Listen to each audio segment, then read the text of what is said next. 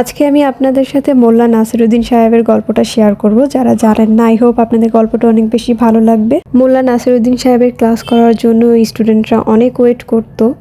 তো স্যারকে ওরা কনভিন্স করতো যে স্যার আপনার ক্লাস করব, কিন্তু আসলে আমরা তো পাচ্ছি না। তো স্যার কি করলো যে আচ্ছা ঠিক আছে, এত করে যখন বলছে তখন স্যার ম্যানেজ করে ক্লাস নিবে। তো এভাবে করে স্যারের ক্লাস, ওদের প্ল্যানিংটা কমপ্লিট হলো। স্যার ক্লাস নিতে আসলো, তখন স্যার একটা টপিককে সবাইকে জিজ্ঞেস করলো, আচ্ছা তোমরা কি এই টপিকটা জানো?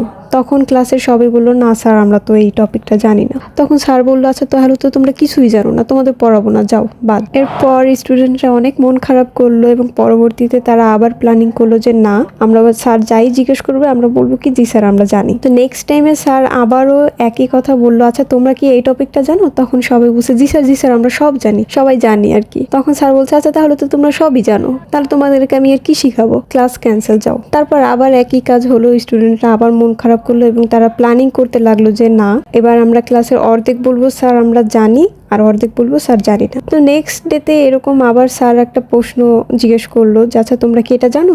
তখন ক্লাসে অর্ধেক বললো জি স্যার জানি, আর অর্ধেক বললো না স্যার আমরা জানি না। তখন যারা জানে না তাদেরকে বললো, যারা জানে তাদের কাছ থেকে তোমরা জেনে নিও। গল্পটা শেষ। এখন আমার প্রশ্ন হলো, আপনারা এই গল্পটা শুনে কি বুঝলেন?